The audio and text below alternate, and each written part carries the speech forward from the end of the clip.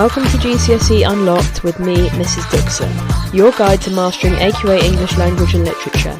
Each episode is designed to help you revise with confidence, consolidate key skills and unlock the secrets behind top-grade answers. Whether you're tackling Shakespeare, analysing unseen poetry or perfecting your persuasive writing, this podcast will break everything down clearly, so you can walk into your exams feeling calm, prepared and in control. So grab your notes, settle in and let's start unlocking your English potential. Hello and welcome to this 10-minute revision blaster from GCSE English Unlocked. My name is Mrs. Dixon and I'm going to go over the top 10 quotes I think you need to know for GCSE. I'm trying to choose some that aren't as obvious as the ones we all know.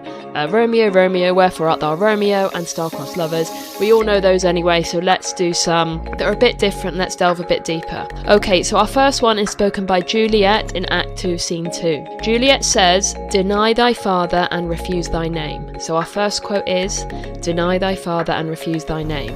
Here, Juliet is asking Romeo to reject his family name so they can be together. They've only just met this evening at the ball, and already Juliet is willing him to reject one of the most important things in this play, which is family. The command verb, deny, shows Juliet challenging family loyalty and social identity, something that did not happen in Verona. Family loyalty, honour, identity is the epicentre of Verona. The ancient grudge is the epicentre of Verona. Love is presented as more important here now than inherited status. So this is quite a mature thing that Juliet says. Deny thy father and refuse thy name. She wants Romeo to deny his father and reject his name. And then she goes on to say, what's in a name? What is a name? A rose by any other name would smell as sweet. That's just a bonus there. It's not one of our key quotes. But basically, Elizabethan society valued family honour and obedience, especially from women. So Juliet's words seem rebellious and dangerous here. Our next quote is Juliet again. "My only love sprung from my only hate." So that's my only love sprung from my only hate. Now this comes in Act 1, Scene 5, after the Capulet Ball. Here, Juliet realises she has fallen in love with someone from the family she is supposed to hate, so it links quite nicely with our first quote. This is a paradox. It's opposites. The play is all based around opposites, contrasts, juxtapositions, oxymorons, you name it. This is a play where love and hate are so closely together. Now this paradox, my only love, sprung from my only hate, highlights how the feud forces love and hate to coexist, as they're always going to do in the world, they're always going to do in society. The repetition of only emphasises emotional extremes here. Juliet is sort of taken in this whirlwind from being completely innocent. She says marriage is an honour I dream not of, and now she realises she is in this terrible conundrum, this terrible emotional turmoil and inner conflict. My only love sprung from my only hate. Feuds in Elizabethan society were associated with aristocratic families. We could say here, and we could use one of the analytical verbs, that Shakespeare is criticising inherited hatred and its impact on the young. Remember, we only know that the grudge is an ancient one. It's an ancient grudge. We don't get an explanation about what the grudge is all about why it's there. Perhaps this is Shakespeare's way of saying this doesn't really mean anything. This is about honour. This is about egos. So that's our second quote. My only love sprung from my only hate. Quote number 3, and this is one of my favourites. I don't know why, I just love it. I think it's really easy to remember. Yeah, it's just brilliant. So this is Friar Lawrence. So remember that Friar Lawrence is a friend of Romeo's. He's a holy man and he's the guy that agrees to marry Romeo and Juliet. Now, we might think this seems really stupid to marry two teenagers who have only just met, but Friar Lawrence thinks it will end the ancient grudge. He thinks it will turn the family's rancour, that means anger, R-A-N-C-O-U-R, to pure love.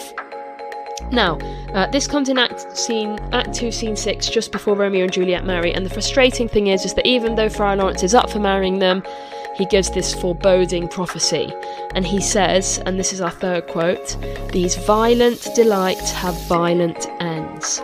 So basically he means intense pleasures often lead to destruction, and unfortunately that is true for life. Things that are very good, very pleasurable, very exciting, often do not end well if we take them to extremes. So here the friar is foreshadowing the tragic ending and acts as a voice of reason, and he's warning against excess passion. So although he's up for marrying them and he's up for putting the feud to bed, there is an element of doubt here. The friar there's a sense of foreboding, I would say. And indeed, Christian beliefs at the time promoted moderation. They didn't really believe in strong desire, especially sexual desire. Particularly when it came to women, was seen as being sinful. So this is cautionary here. The friar is warning them, but being carried away by want, by desire, by pleasure, by extremes. So that's our quote number 3. These violent delights have violent ends. Number 4 is lovely. It is the east and Juliet is the sun. And to be honest, you can even remember Juliet is the sun. Now, this comes in Act 2, Scene 2 on the balcony scene. Now, Romeo compares Juliet to the rising sun, saying she brings light and life to his world. Light in the play is synonymous with hope, it's synonymous with love, it's synonymous with joy, and Romeo is drawn to this. When we see light, we can't help but look towards it, and this is a light in Romeo's life. Juliet is a life giver, she's what his world revolves around. Another lovely point to make if you're writing about this in an essay would be that light imagery elevates Juliet to something divine, showing Romeo's idealised view of love. A good word to describe Romeo and Juliet is naive. Juliet even says to Romeo, "You kiss by the book." So his view of love here is still idealised, as it often is when we're younger. Petrarch and love poetry, you might have heard this from your teacher. This is a bit of grade 9 stuff, so if you want to explore it further, I suggest you do a bit of research, because it'll be really good to write about in an essay. So Romeo almost sees himself as a typical Petrarchan lover. Now, Petrarchan lovers often place women on a pedestal, exaggerating emotion and beauty. This would have been a type of lover that Romeo might have read about in books, and he would like to see himself as. It's kind of like the chivalrous, typical, gentlemanly lover that he might aspire to be, although we know in real life no one's really like that. So yes, if you'd like to explore that idea further, if you Google Petrarchan lover, Petrarchan. Okay, on to quote number 5. I think we're, oh my god, 7 minutes. Okay, this is my favourite quote in the whole play. "A plague on both your houses." This is spoken by Mercutio. Now, when I ask classes, is he a Montague or Capulet, everyone always says Montague. Strictly, he isn't either. So he's related to the prince, he's the kinsman of Prince Aeschylus, but he is an ally of the Montagues. So Mercutio here curses both families for causing his death. Tybalt stabs him when Romeo gets in the way. It's Act 3, Scene 1. Now, this line is so powerful, I think, because Mercutio... Oh, sorry, my son's having a cough. Mercutio realises that he has died for nothing, that he has got caught in the crossfire between these two feuding families, and he has lost his life. And he realises that even though he's been a big fan of this, don't get me wrong, he's been goading Tybalt into fights, he's wanted everybody to join in. Here he realises, as he's dying, it's too late for him, that feuds and fight and ancient grudges and honour and egos harm innocent people. A plague is like moral corruption and punishment. It's worth noting that plagues were common and terrifying in Shakespeare's time, making this curse especially powerful.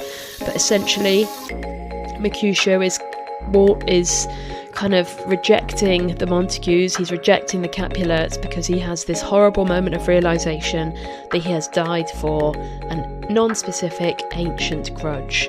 Not honour, nothing noble, nothing that's helped anybody, it's futile.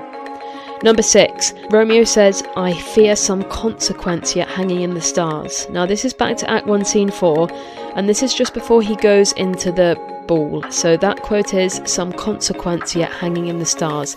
And Romeo feels that fate has something bad planned for him. This shows Romeo's belief in destiny, as all Elizabethans did.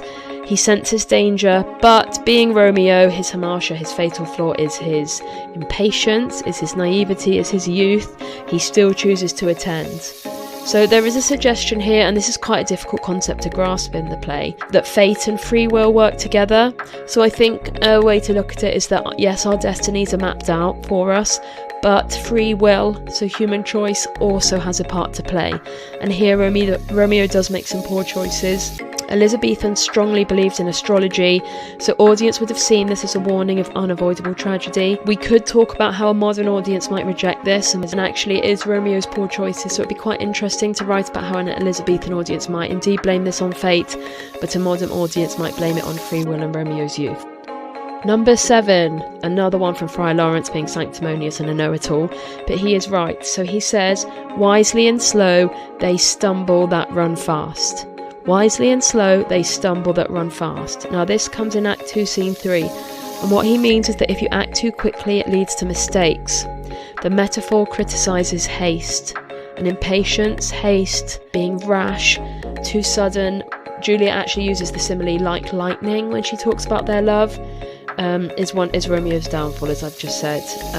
The entire relationship develops too fast to the point that it's almost ridiculous. Marriage in Elizabethan times was usually slow and carefully arranged, making Romeo and Juliet's rushed actions even more shocking. Number 8, we're nearly there. Our next quote is really nice and easy to remember. Oh, happy dagger. Oh, happy dagger. If you want a bit of a longer one, oh, happy dagger, this is thy sheath, there rust, and let me die. This is Juliet, Act 5, Scene 3. She calls Romeo's dagger happy, she kills herself. Now, this is an oxymoron, happy dagger, it links love and death. So in this play, you need to know that love and hate aren't opposites, it is love and death. Juliet sees dying as a reunion with Romeo. She calls her body the sheath. She says, this is thy sheath, there rust. The sheath is the thing that you put a dagger in. This gives the moment a disturbing level of intimacy, suggesting that their love has reached the point of no return, it has become fatal, and she takes control of her own death. And here we really see that she's grown from an obedient daughter to a decisive woman, even if we know that she is making the wrong choice, and it'll be hard to argue that it was the right choice, I think, as a modern audience. In Elizabethan England, women were passive and obedient. Juliet's active choice to kill herself would really shock audiences, not because we think what a waste of life, as a modern audience might think, but because suicide was a Christian sin. And this makes the tragedy morally complex and deeply unsettling, and really harder to pick apart. Quote number 9. Our final quote, quote 10. We're going to be in the tomb again here with Romeo. Romeo says, thus with a kiss I die. So Romeo kills himself with a final kiss to Juliet. So again, love and death are united. I cannot emphasise this enough. Love and death, opposites, are so frequent in this play. The kiss symbolises eternal devotion. And remember, suicide was a serious Christian sin, so both of these young people's death are morally troubling. So kiss and die for Romeo, thus with a kiss I die, and Juliet, oh happy dagger. This leads me on really nicely to Act 2, Scene 2, when Juliet says, too like the lightning which doth cease it to be. So she talks about their love as being like the lightning. So it's a nice easy simile to remember. So she's basically saying that like lightning, happiness is almost over almost as soon as it begins. So it flashes, it burns bright, and then it's gone. And this is a great foreshadowing metaphor for their love. It anticipates how fast and fragile their love is. Lightning suggests beauty and excitement, but also danger and sadness. Juliet already senses that this will be intense and short-lived, but again, she sort of soldiers on anyway. Elizabethans would have believed these kind of passions were risky and unstable. Juliet's awareness contrasts with Romeo's impulsiveness, and it shows that she's quite mature despite her young age. So the quote again is too like the lightning. Okay, so there we have it. That was 10 quotations to learn for Romeo and Juliet. They're listed in the comments below. Have a go at learning them, seeing how many you can remember, and hopefully this will help boost your grades in your exam. So in the meantime, keep revising, keep learning, and keep unlocking those secrets of GCSE English.